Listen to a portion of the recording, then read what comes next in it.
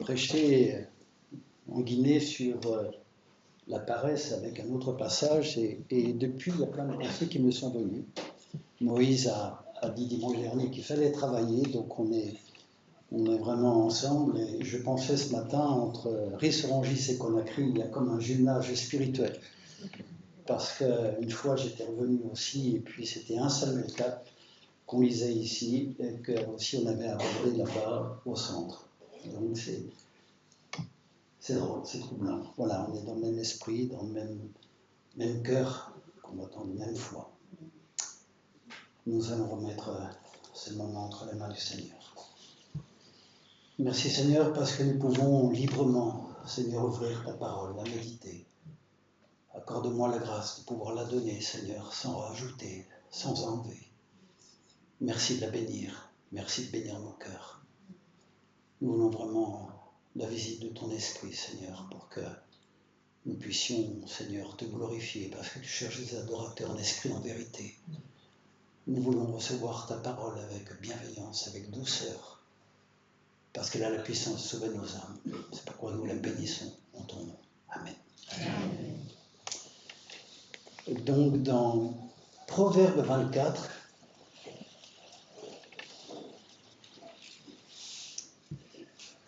au verset 30. J'ai passé près du champ d'un paresseux et près de la vigne d'un homme dépourvu de sens. Et voici les épines y croissaient partout, les ronces en couvraient la surface, et le mur de pierre était écroulé. J'ai regardé attentivement et j'ai tiré instruction de ce que j'ai vu. Un peu de sommeil, un peu d'assoupissement, un peu croiser les mains pour dormir. Et la pauvreté te surprendra comme un rôdeur, et la disette comme un homme en armes. Un passage aussi dans Ésaïe 5. C'est Ésaïe 5.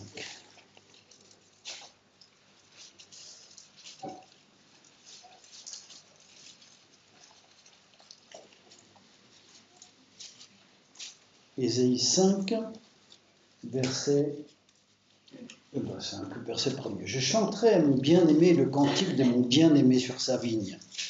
Mon bien-aimé avait une vigne sur un coteau fertile, et il en remua le sol, ôta les pierres et mit un plan délicieux.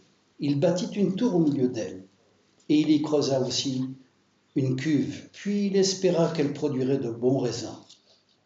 Mais elle en a produit de mauvais. Maintenant donc, habitants de Jérusalem et hommes de Juda, soyez juges entre moi et ma vigne. Qu'avait-il encore à faire à ma vigne que je n'ai pas fait pour elle? Pourquoi, quand j'ai espéré qu'elle produirait de bons raisins, en a-t-elle produit de mauvais? Je vous dirai maintenant ce que je vais faire à ma vigne. J'en arracherai la haie pour qu'elle soit broutée. J'en abattrai la clôture pour qu'elle soit foulée aux pieds. Je la réduirai en friche, elle ne sera plus taillée ni cultivée. Les ronces et les épines y croîtront, et je donnerai mes ordres aux nuées, afin qu'elle ne laisse plus tomber la pluie sur elle.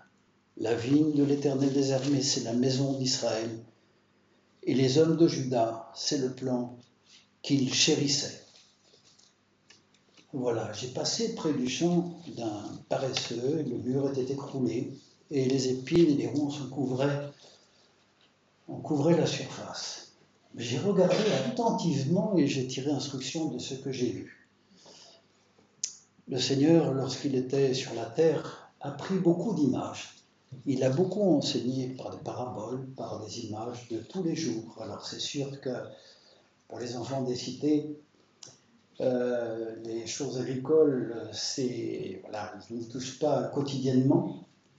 C'est pas la même époque, c'est pas le même lieu. Mais on est quand même frappé de voir que le Seigneur, lorsqu'il regardait les choses, lorsqu'il voulait enseigner, il prenait des images de la vie quotidienne, du travail, de la vigne, de la semence et la qualité des terrains, du figuier, du blé, de l'ivraie, toutes ces choses-là. Le Seigneur en parlait et tirait instruction. Il essayait par des choses que les gens côtoyaient donc quotidiennement de délivrer un message. Et nous devons passer notre vie, en tout cas vivre quotidiennement en regardant en nous-mêmes, en regardant autour de nous, en lisant la parole, en regardant ce qui arrive à ceux qui se détournent de Dieu. Toutes ces choses-là, on doit regarder les choses attentivement et en tirer instruction pour nous-mêmes et pour nos enfants, par exemple.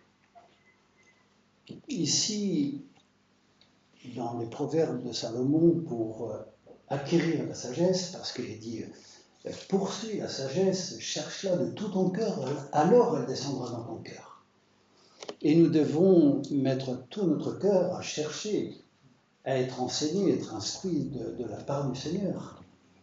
Parce qu'il faut que tout notre cœur soit là. Garde ton cœur plus que toute autre chose, car de lui viennent les sources de la vie. Et donc ce matin, ce passage-là, qu'est-ce que ça peut bien vouloir dire pour nous? J'ai passé près du champ d'un paresseux. Le mur était écroulé. Les épines et les ronces couvraient le sol. À quoi sert un mur? Un mur, ça sert à protéger des bêtes sauvages, des cultures, des plantations, afin que, on l'a lu dans les années 5, afin qu'elles ne soient pas broutées, les plantations ne soient pas broutées, qu'elles ne soient pas piétinées. Selon la hauteur du mur, c'est aussi pour se protéger des rôdeurs qui pourraient allègrement franchir, je dirais, le chemin et puis aller cueillir nos fruits, nos légumes. Le mur est là pour protéger la plantation, le mur est là pour protéger de l'intrusion de toutes sortes de choses, animaux ou hommes malveillants. Et ce matin, nous pouvons nous poser la question, mais en quoi suis-je concerné par cela? Le Seigneur nous demande vraiment d'élever un mur pour que le Seigneur, lorsqu'il nous donne la parole, il dit que c'est la semence. Il donne la semence au semeur. Et nous devons protéger de tout notre cœur ce que le Seigneur veut semer en nous. J'ai pensé, ces pensées-là m'est venue. Dieu a planté un jardin en Éden et il y a mis l'homme pour le garder et pour le cultiver. Déjà en jeunesse, pour le garder et pour le cultiver. On sait que les animaux étaient créés avant, mais aussi pour le garder du diable. Et le diable, le serpent, était le plus rusé de tous les animaux. Il s'est immiscé dans le jardin. Et si Adam et Ève avaient gardé dans leur cœur l'ordre de Dieu, ne touchez pas au fruit de l'arbre de la connaissance du bien et du mal, car le jour où vous mangerez, vous mourrez certainement. S'ils avaient élevé un mur dans leur cœur, s'ils avaient gardé ce que le Seigneur avait dit, il n'y aurait pas eu la chute. Or, il y a eu la chute et ils ont été chassés du jardin. Mais cette pensée, il y a beaucoup de pensées qui me viennent quand je travaille. Parce que le travail est fastidieux, le travail est long, éprouvant, et puis je me détache un petit peu. Il y a plein de pensées qui me viennent. Et j'ai pensé, mais le Seigneur a planté un jardin dans l'homme. C'est le cœur de l'homme. Il a planté le jardin. Il veut que ce soit un jardin pour lui, un jardin à sa gloire. Et avec le même ordre, afin que tu le gardes et afin que tu le cultives. Il y a un paysan qui m'a dit en début d'année, tu sais, il dit, si je sème rien dans mon champ, il poussera toujours quelque chose. Parce que les épines, les ronces, les mauvaises herbes, les friches, ça pousse naturellement. Et je repensais à ce texte dans Galates 5, verset 19, qu'on peut lire. Galates 5, 19. Les œuvres de la chair sont évidentes. Ce sont la débauche, l'impureté, le dérèglement, l'idolâtrie, la magie, les rivalités, les querelles, les jalousies, les animosités, les disputes, les divisions, les sectes, l'envie, l'ivrognerie, les excès de table et les choses semblables. Je vous dis d'avance, comme je l'ai déjà dit, que ceux qui commettent de telles choses n'hériteront pas le royaume de Dieu. Vous voyez ici, notre cœur, dans notre cœur, il n'y a pas la semence que Dieu veut y déposer, il va se lever, eh bien, des espèces, enfin des arbres, des plantations, selon l'espèce, des graines, de la semence qu'il y a dans le cœur. Eh bien, depuis la chute, nous avons toutes ces semences-là dans notre cœur. Hein? Débauche, impureté, dérèglement, rivalité, jalousie, dispute. Ces semences-là sont en état latent dans notre cœur. Si le cœur de nos enfants et nos cœurs à nous ne sont pas cultivés, entretenus, eh bien, ces graines-là vont pousser et croître, bien sûr. Vous n'avez qu'à ouvrir la télévision et puis écouter les actualités.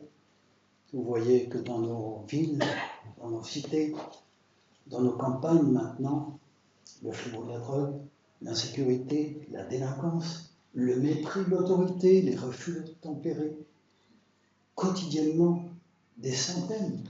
Quotidiennement, pourquoi? Parce qu'il y a eu un mépris de l'autorité, parce qu'il n'y a plus de crainte de Dieu, parce qu'on a mis des lois qui sont anti-Dieu, anti-chrétiennes. On a balancé Dieu par-dessus bord. On l'a viré de nos écoles, de nos foyers, de nos familles, de nos maisons, de tout. Et voilà le résultat. Les cœurs sont à l'abandon.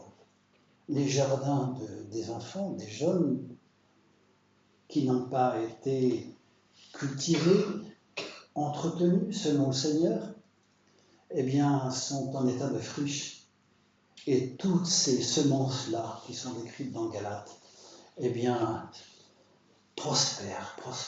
Il y a beaucoup d'épines, il y a beaucoup de ronces, beaucoup de méchanceté, beaucoup de violence. Les temps deviennent de plus en plus difficiles. La parole nous l'enseigne. Sachez que dans les derniers temps, il y aura des temps difficiles. Les hommes sont rapporteurs, médisants, rebelles à leurs parents, ennemis des gens de bien, appelant mal ce qui est bien, bien ce qui est mal, ne pouvant plus distinguer leur droit de leur gauche. Et des fois, lorsqu'on parle avec des gens, on est surpris de dire mais ils ont complètement perverti le sens des choses. Et c'est pourquoi nous devons veiller jalousement sur l'éducation de nos enfants. Mais pas simplement, je dirais, par une doctrine, elle est importante, l'instruction de la parole, parce qu'il est instruit selon l'enfant selon la voie qu'il doit suivre, car plus tard, il s'en détournera pas, bien sûr. Mais il y a là aussi le témoignage d'une piété vivante, vraie, qui doit être vécue au sein du foyer, au sein de la famille, au sein du travail, au sein de l'école, pour que ceux qui nous voient vivre, que nos enfants, les premiers qui nous voient vivre, eh bien, se rendent compte que la crainte de Dieu, c'est une réalité dans nos cœurs, dans mon cœur. Si mon cœur est entretenu, alors va exhaler de mon cœur des odeurs qui seront vraiment complètement différentes que celles du monde. Je dois veiller sur mon cœur avec jalousie parce que le Seigneur fait habiter en moi son Esprit Saint. Et c'est avec jalousie. Dieu est un Dieu jaloux parce que Dieu ne veut pas que nous soyons amis du monde. Adultères que vous êtes, ne savez-vous pas que l'amour du monde est inimitié contre Dieu, par exemple?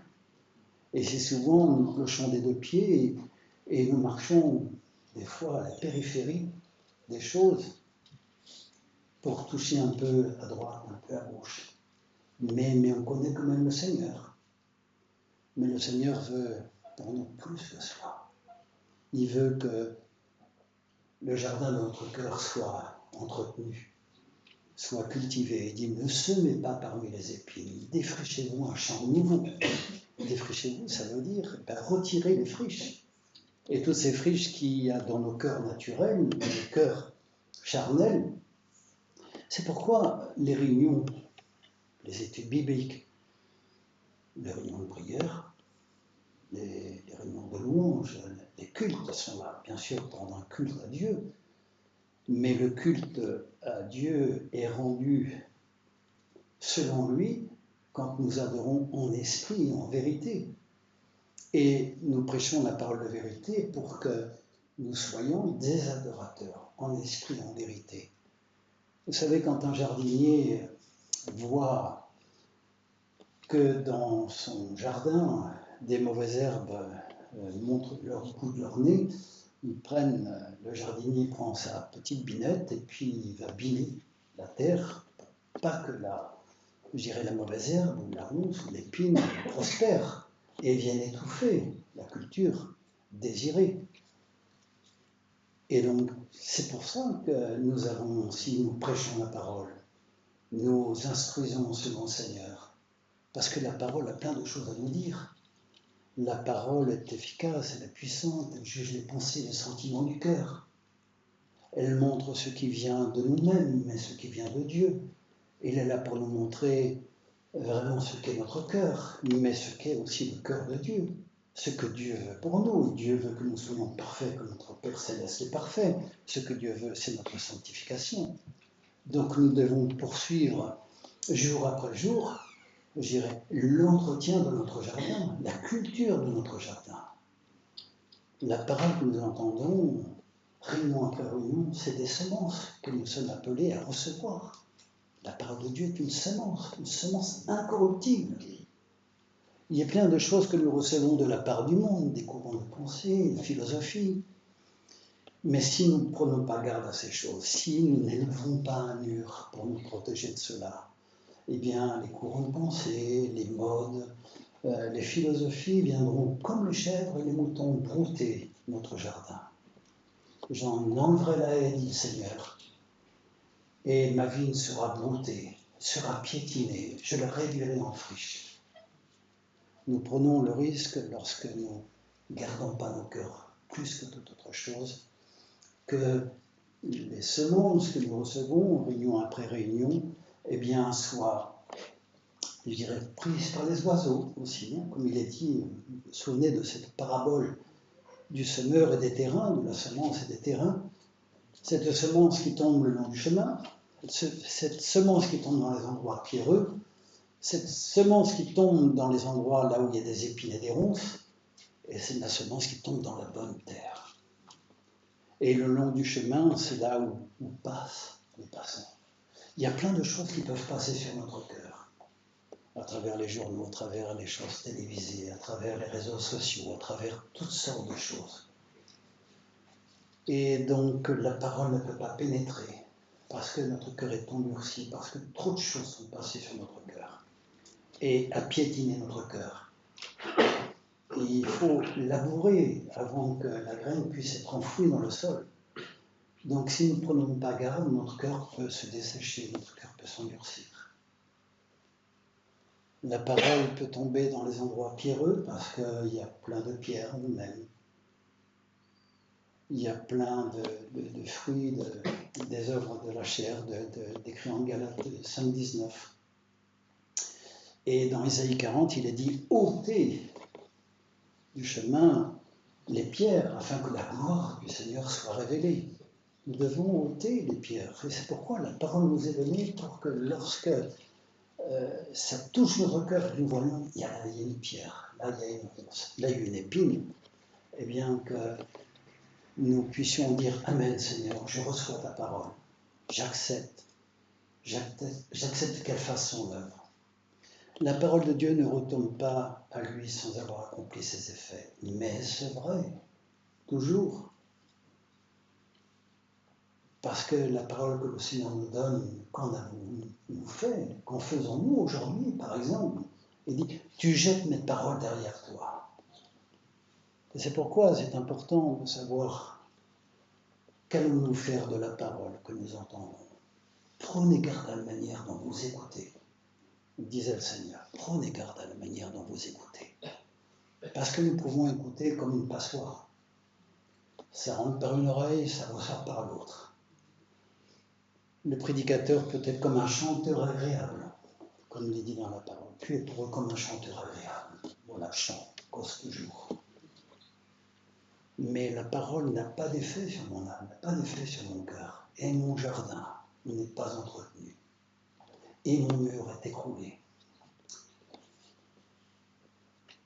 parlant de ça, quand j'étais, et ça tombait bien, je pense que le Seigneur a tout dirigé. En Guinée, on a donc un orphelinat. Les enfants n'aiment pas qu'on appelle ça un orphelinat, ils appellent ça un centre d'accueil, je les comprends. Et il y a 1 hectare et demi de terrain, mais on a clôturé sur 1 hectare, il y a à peu près 400 mètres de clôture. Une clôture qui remonte à peu près à 2 mètres. Il y a 2 grands portails et une petite porte. Et en novembre, lorsque j'y étais, une nuit, fin matin, on s'est réveillé, et puis j'ai entendu des cris, et cette nuit-là, des voleurs étaient entrés dans le centre et avaient volé 2 motos, une moto du centre, d'un professeur et d'un jeune pasteur qui était venu aider. Il y a une moto qui avait été laissée quelques dizaines de mètres plus loin parce qu'il y avait une chaîne avec un cadenas et ils ont été fatigués de la tirer, ils l'ont abandonnée, mais l'autre, ils l'ont prise. Ça représentait des mois de salaire. Et c'était un outil pour aller visiter les gens, pour aller faire un culte ici, un culte là. Et donc, un gros dommage. Et tout ça simplement parce que la petite porte n'avait pas été fermée à clé, parce que les jeunes ne savaient pas où était la clé. Et au lieu de la chercher de tout leur cœur, eh bien, ils ont laissé la porte comme ça. Et cette nuit-là, il y a eu un vol. Donc, on peut avoir un mur d'enceinte qui fait tout le tour. Mais s'il y a une brèche quelque part, mais s'il y a une porte qui est ouverte, ne vous inquiétez pas. Le diable est le lion rougissant qui rôde, cherchant qui le dévorera. Et là où il y a une porte ouverte, il s'engouffre, et il va piller, et il va brouter. Et vous savez, la parole dit que celui qui néglige est frère de celui qui détruit. Mon frère Jean-Luc, mon petit frère, a l'habitude, quand on va ensemble en Guinée, il dit « Un détail négligé finira toujours par se venger ». Et alors, à chaque fois que je vais en Guinée, mes frères guinéens me disent, toujours en riant, « Un détail négligé finira toujours par se venger ». Oui, on peut savoir. Et en tant que chrétien, on peut savoir beaucoup de choses. Mais le savons-nous vraiment ? Parce qu'un détail négligé finira toujours par se venger. Donc, chassons la négligence de nos cœurs. Tenons-nous à chaque fois en réveil. Benjamin Franklin, vous savez, celui qui a inventé le paratonnerre, et c'était un des pères fondateurs de la Constitution américaine, c'était un philosophe, quelqu'un de très érudit. Il raconte cette histoire. Faute d'un clou, le fer fut perdu. Faute d'un fer, le cheval fut perdu. Faute de cheval, le cavalier fut perdu. Faute de cavalier, le message fut perdu. Faute de message, la bataille fut perdue. Faute de bataille, la guerre fut perdue. Et faute de la guerre, le royaume fut perdu. Et on explique ça, ce qu'on appelle l'effet papillon. Vous savez, c'est une succession de choses. Ça part de quelque chose d'insignifiant et ça peut arriver une catastrophe parce que c'est un enchaînement de choses. Et il faut veiller. Il faut veiller parce que... Et quand on m'a ramené à l'aéroport la dernière fois, j'ai dit, c'est drôle, vous avez changé, on va recevoir un nouveau 4x4. Il a dû arriver, peut-être qu'il est encore au port de Conakry, mais l'ancien 4x4, il a toujours plein de problèmes, c'est terrible quoi. Et quand ils m'ont accompagné à l'aéroport, ils venaient de changer l'embrayage. Et j'ai dit, mais ton embrayage, bon, c'est un terme mécanicien, bon, ça bouge comme ça, c'est pas normal. Oui, tonton Claude, je dis, mais attends, il y a un problème, l'embrayage, il est tout neuf. Donc, et le mécanicien dit, ah oui, il y a une vis qu'on n'a pas mise, parce qu'on ne l'a pas retrouvée. Et je dis, et vous l'avez remontée comme ça. Vous voyez, faute d'un clou. Et tout ça à cause d'un clou. Et tout ça à cause d'une vis. Celui qui néglige est frère de celui qui détruit. Nous devons faire très très attention à l'état de notre cœur. C'est pourquoi la parole nous est donnée, pour que nos jardins soient entretenus, pour que nos cœurs soient entretenus, pour que la parole de Dieu que nous recevons soit bien gardée. Parce que dans chaque parole que nous recevons, il y a le germe de l'Éternel. Je vous en ai déjà parlé, mais c'est toujours sur mon cœur ça. Dans toutes les paroles du Seigneur, c'est la semence incorruptible. Il y a quelqu'un qui me disait, c'est dur de parler à quelqu'un parce que cette personne-là, elle a des valeurs humaines incroyables, quoi. Oui, mais c'est des semences corruptibles. La parole de Dieu, nous avons été régénérés par une semence incorruptible. C'est le blé du pays, c'est le blé du ciel. Le Seigneur veut nous engranger dans sa moisson. C'est une semence. Il n'y a pas plus belle semence que celle-là. Et c'est pourquoi, encore une fois, cette parole-là est là pour juger entre les pensées, les sentiments du cœur, entre la chair et l'esprit, l'âme et l'esprit. Il y a des fois, nous faisons des choses, mais nous les faisons par notre âme, comme la louange ou d'autres choses. C'est l'âme qui moue, c'est la chair. Voilà, la chair. Mais devant le Seigneur, ce n'est rien, parce que ce n'est pas l'esprit. Et là, nous avons besoin de l'action du Saint-Esprit, l'action de la parole. C'est elle qui fait la division entre l'âme et l'esprit. On ne peut pas le faire, nous.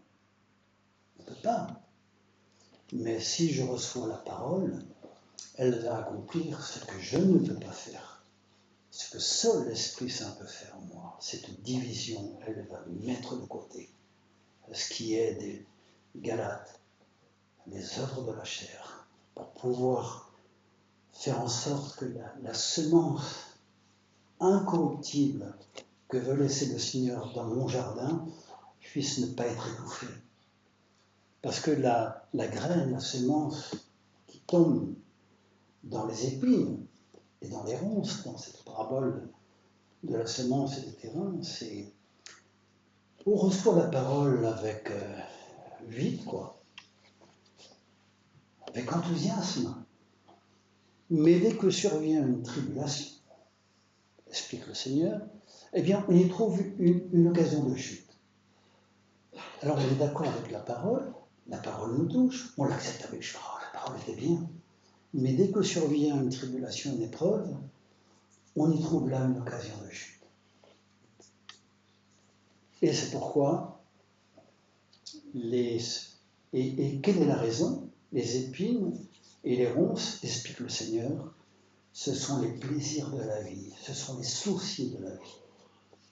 C'est finalement laisser son cœur se gâter par les plaisirs de la vie. Alors, on reçoit la parole avec enthousiasme, mais elle ne prend pas racine, parce qu'elle ne permet pas à la parole de descendre au fond du cœur.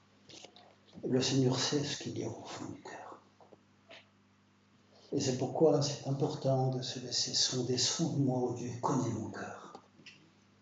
Regarde si je suis sur une mauvaise voie, sinon conduis-moi sur la voie de l'éternité.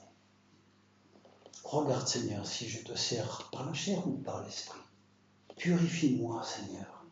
Il n'y a que toi qui peux sonder mon cœur. Le cœur de l'homme est incurable, tortueux par-dessus tout. Qui peut le connaître? Dit la parole. Moi, l'Éternel, je suis celui qui sonde le cœur et rendre chacun selon ses voies. Donc, il faut se tourner vers le Seigneur et dire, Seigneur, envoie-moi la parole dont j'ai besoin pour sortir de ça, pour me voir tel que je suis vraiment. Il y a quelque chose qui m'a aussi été montré cette semaine, c'est que Jésus était au milieu des pécheurs, des publicains, des gens de mauvaise vie, qui parlaient tout à fait librement comme ça. Et les pharisiens étaient scandalisés en voyant ça. Comment cet homme venait de Dieu, il ne se mélangerait pas avec ces gens-là, ces pécheurs, ces publicains, ces gens de mauvaise vie. Et ce qui est frappant, c'est de voir que ces hommes qui payaient la dîme de l'année et du cumin passaient sur toutes sortes de choses. Et lorsque Jésus est entré dans le temple, ils n'ont pas reconnu le maître du temple. Il y a ici quelqu'un plus grand que le temple. Ils ne comprenaient rien. Vous savez pourquoi ils ne comprenaient rien? Parce qu'à un moment donné, Jésus leur dit, vous dites, nous savons. C'est pourquoi ma parole ne pénètre pas en vous. Et lorsqu'on se tient devant la parole, lorsqu'on se tient devant le Seigneur, il faut me dire, Seigneur, je sais beaucoup de choses, mais à quel niveau je les sais, ces choses? Un détail négligé finira toujours par se venger. Mais à quel niveau je mets en pratique? À quel niveau c'est descendu dans mon cœur? Ces pharisiens étaient très scrupuleux, mais ils n'avaient pas vu. C'était les gardiens du temple, on est d'accord. Eh bien, quand le Seigneur il chasse les voleurs du temple, le temple était gardé, mais les voleurs étaient dedans.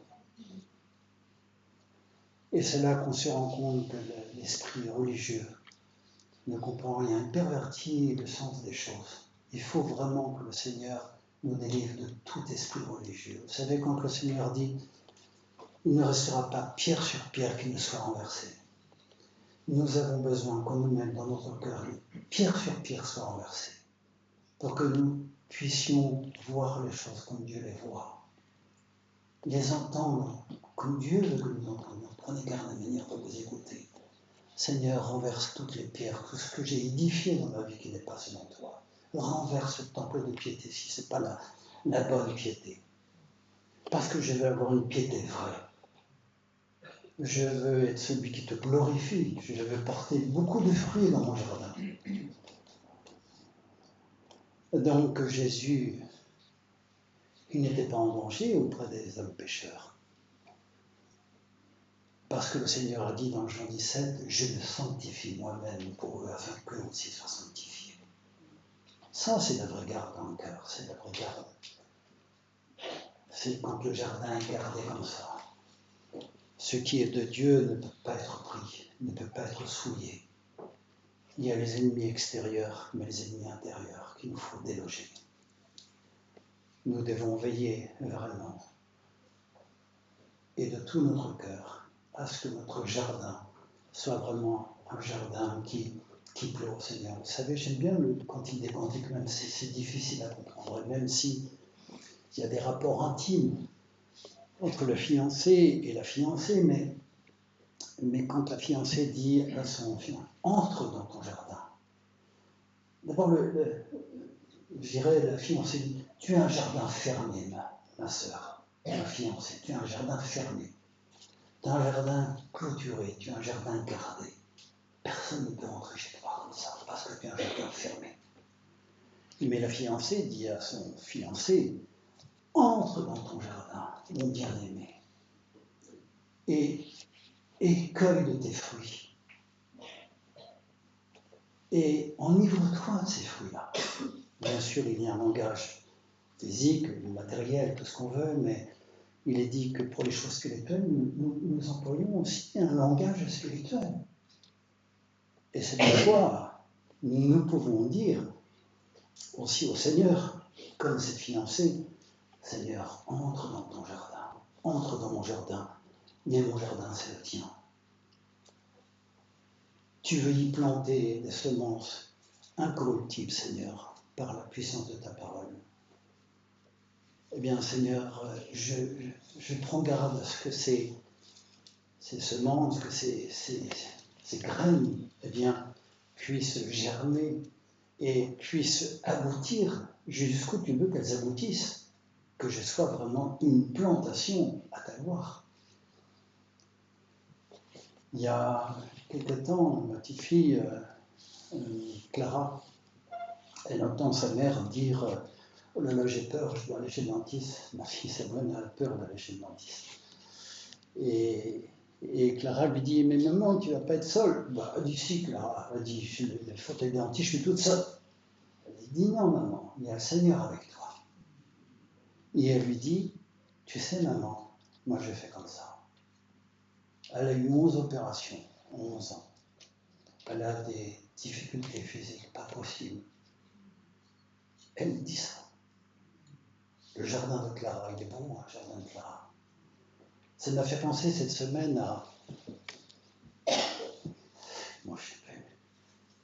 Au psaume 45. où il est dit « Tu es plus beau, fils des hommes, tu es le plus beau des fils de l'homme ». Il dit « Tes vêtements sont parfumés, c'est la myrrhe, l'aloès. La myrrhe, l'aloès et la casse parfument tous tes vêtements. » Vous savez, la myrrhe, dans la parole, c'est synonyme de souffrance. Parce que la myrrhe, on la récolte comme ça, on blesse la plante, et de cette blessure va couler une résine. Et après, on fait brûler la résine, il y a une odeur. Et l'aloès, eh bien, c'était aussi un produit qui servait aussi pour l'embaumement des corps, pour les corps. Donc la myrrhe et l'aloès nous parlent des souffrances et de la mort du Seigneur. Et la casse, eh bien, dans la parole, ça montre la magnificence de notre roi. Et j'ai pensé cette semaine, il y a dans le jardin de Clara beaucoup de myrrhe, beaucoup d'aloès. Parce que vous savez, quand elle est dans son petit fauteuil roulant, puis qu'elle voit ses enfants, les enfants de son âge, courir après un ballon, faire le patin à roulette, ou le skateboard, ou autre chose, courir dans tous les lieux, s'attraper les uns les autres, se bagarrer. Elle aimerait bien pouvoir le faire, mais elle ne peut pas le faire. Elle ne peut pas le faire. Donc la parole qu'elle entend, ça descend dans le cœur, mais au milieu de la myrrhe et au milieu de l'aloès. Vous savez, il y a aussi un verset dans le Proverbe qui dit « Le paresseux ne rôtit pas son gibier ». Qu'est-ce que ça peut bien signifier pour nous? Le paresseux ne rôtit pas son gibier. Eh bien, ça veut dire qu'on peut attraper des choses, puis les laisser dans un coin. Ça me fait penser à Ruth bâtit ce qu'elle avait glané. C'est le même genre de pensée. Moi, j'ai participé au battage de moisson du riz, c'est quelque chose avec un bâton, on tourne en rond, on bat, maintenant on a une machine, ça va. Mais si on ne bat pas le riz ou le blé, c'est impropre à la consommation. Donc nous devons nous battre. Nous devons rôtir un gibier qui a été capturé.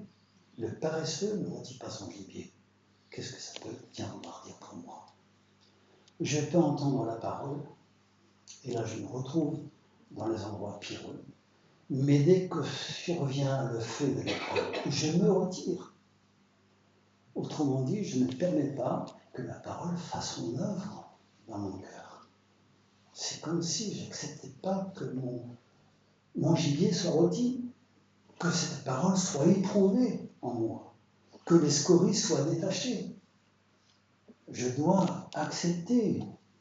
Et c'est pourquoi aussi, pour en revenir à ma fille, au début, quand on a diagnostiqué une tumeur cancéreuse cérébrale à ma petite fille, beaucoup de gens venaient encourager, c'est très bien, c'est très bien. Mais j'ai remarqué qu'après certaines exhortations, ma fille était mal.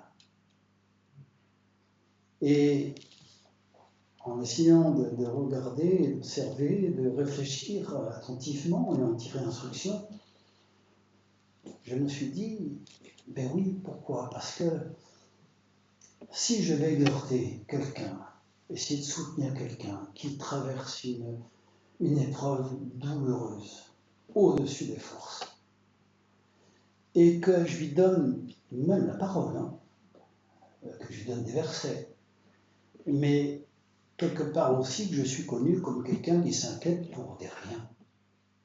Que vaut ma parole?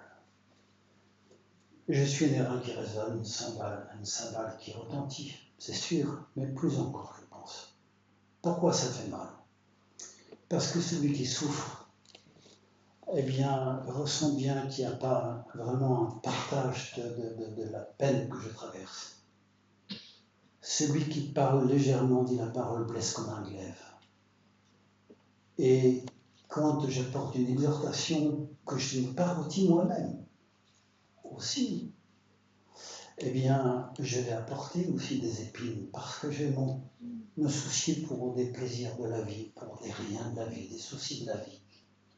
Et tant que je ne brûle pas en moi ces épines-là, eh bien, même si je veux exhorter quelqu'un, je vais aussi transmettre des épines et des ronces. Et c'est pourquoi il y a des exhortations qui font mal aussi. Toutes choses concourent bien à ceux qui aiment Dieu. Oui, d'accord, c'est vrai, c'est vrai. C'est vrai, il n'y a rien à dire, c'est vrai. Mais prenons garde à la manière dont on les dit aussi. Et il ne faut pas parler légèrement. Il ne faut pas se taire non plus. Hein, bah, des fois, il faut se taire. Hein. Les amis de Job se sont tués à un moment donné. Vous voyez tellement de grandes souffrances. Et des fois, il faut se taire. Mais je crois avant tout, ce qu'il nous enseigne, c'est qu'il faut chasser, brûler les épines et les ronces qui pourraient griffer nos frères et sœurs. Vous savez, les épines et les ronces aussi. Il y a des fois, je ne parle pas d'ici, hein, mais j'ai 74 ans, j'ai quand même rencontré beaucoup de gens, beaucoup de chrétiens. Il y a des chrétiens et des chrétiennes, vous n'osez pas les approcher. C'est impénétrable. Ça me fait penser à ce jardin qui est rempli de ronces et d'épines. La parole dit dans un passage, je ne sais plus quel, le meilleur d'entre eux est comme un buisson d'épines. Si on ne juge pas la méchanceté en nous, la rivalité, les disputes, eh bien on va blesser les gens. Et puis je peux vous dire que j'ai un grand terrain, quand il n'y a pas beaucoup de ronds, je peux y entrer allègrement, en prenant quelques précautions, mais quand c'est envahi, je n'ose pas y entrer, parce que je me fais griffer de partout. Alors peut-on entrer dans un cœur qui n'est pas entretenu? Chacun ici présent, moi, on devrait pouvoir dire à mon frère, ma soeur, entre dans mon jardin, mon frère, ma soeur. Tu n'y seras pas blessé. Entre dans mon jardin. J'aspire vraiment à ce que ça soit comme ça. Je pense à mon père. Je vous raconte un petit peu ma vie. Le temps passe. Mais mon papa, il a fait son jardin jusqu'à 93, 94 ans. Et puis pour l'aider, à chaque fois que j'y allais, je faisais tout ce qu'il pouvait plus faire. Et mon père disait, mais je ne peux plus rien faire.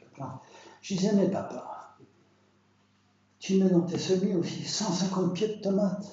Tu vas faire des 150 pieds de tomates. Il répondait jamais rien. Oui.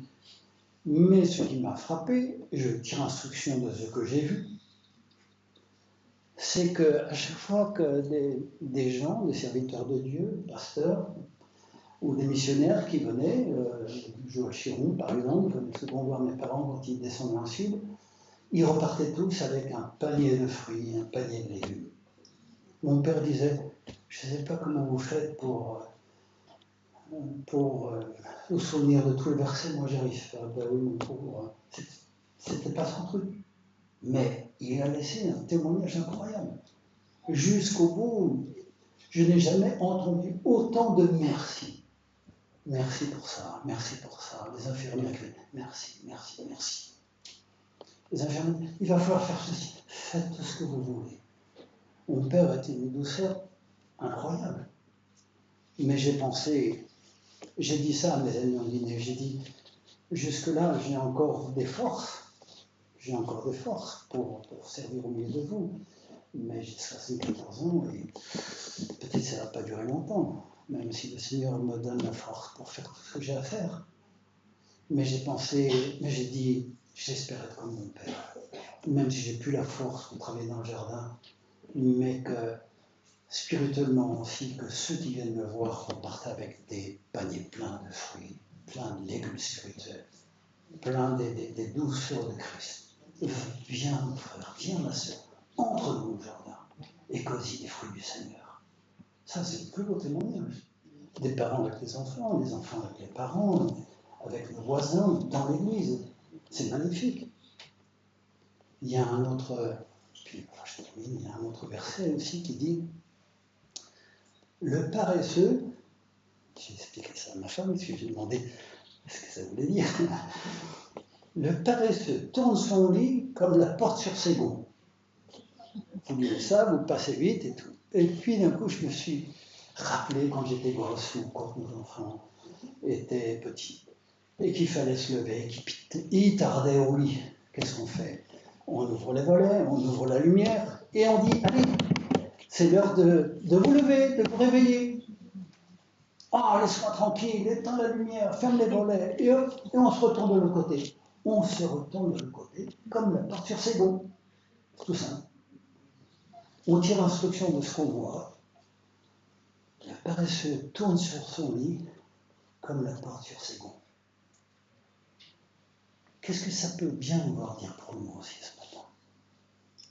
Quand le Seigneur me dit, fais-toi baptiser, engage-toi, sers-moi, toi suis-moi. Réveille-toi, toi qui dors. C'est maintenant l'heure de vous réveiller, car le salut est plus proche que vous connaissez tous ces versets-là. Qu'est-ce que je vais en faire? Oh, laisse-moi tranquille, et je me retourne de l'autre côté pour plus entendre cette voix. J'ai entendu la parole, mais j'ai jeté les paroles derrière, et je me suis tourné de l'autre côté. La moisson est grande et belle. La voix de Christ nous appelle. Hein? Vous connaissez ce chant, la voix de Christ nous appelle. Il est temps de s'éveiller. La moisson est vaste et belle. Qui veut pour moi travailler?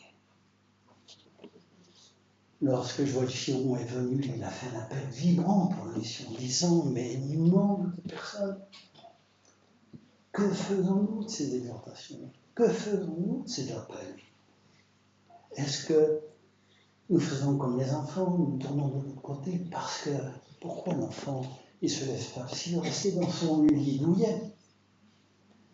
Mais si nous ne répondons pas à l'appel du Seigneur, c'est peut-être parce que nous voulons, nous aussi, rester dans notre vie douillette. Parce qu'aller servir, c'est un combat.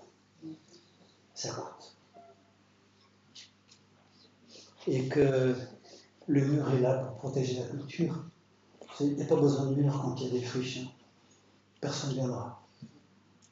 Le diable ne nous embêtera pas. Hein. Mais quand le terrain est entretenu, là, il y a un combat. Vous savez, le jardinier sait qu'il doit combattre contre le dépérissement, contre les insectes nuisibles, contre toutes sortes de maladies. Il faut traiter. La parole nous est donnée pour que notre nature ne peut pas être traitée, parce qu'elle est perdue. La chair sera toujours la chair.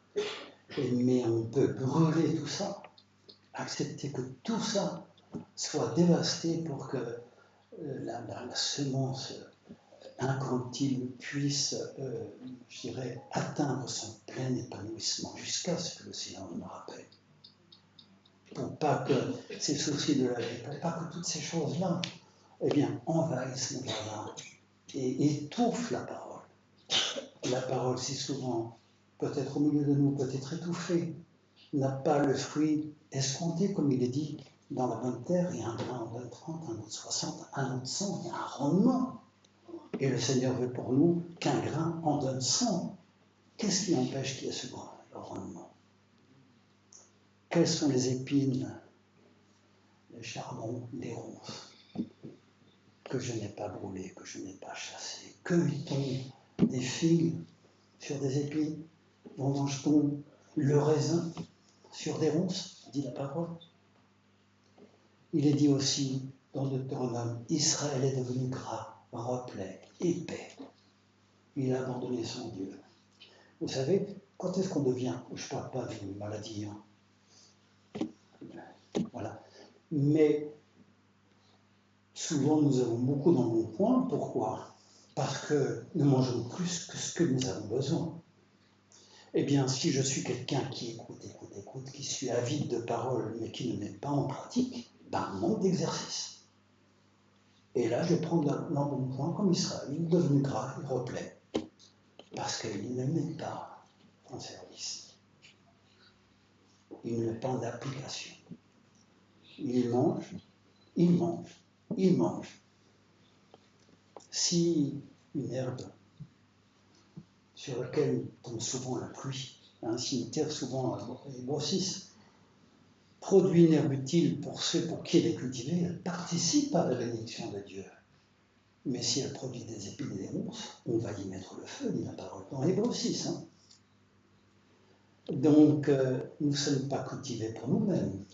Nous entretenons notre jardin, nous prenons soin de notre jardin parce qu'il est tout pour Dieu, mais Dieu veut mettre des choses dans notre cœur pour pour l'utilité de tous, pour le bien de tous, pour les malheureux, pour les perdus, pour tous ceux qui m'entourent. Dieu veut que je puisse dire, entre dans mon jardin, mon frère, ma sœur, et cueillis les fruits du Seigneur. Nous allons prier pour elle. Seigneur, nous te bénissons encore, parce que, Seigneur, de par nature, nous sommes pleins d'épines et de ronces, mais tu nous as aimé un grand prix, Seigneur. Nous te demandons, Seigneur, encore la grâce de pouvoir, Seigneur, voir comme toi tu vois sur l'état de notre cœur. Nous ne voulons pas que notre cœur reste en friche. Nous ne voulons pas, Seigneur, qu'il y demeure des ronces et des épines. Mais nous voulons, Seigneur, que notre jardin soit bien entretenu pour toi. Tu dis, vous serez des térébintes de la justice, une plantation pour servir la gloire de Dieu. C'est notre désir, Seigneur, ce matin. C'est pourquoi vient notre secours.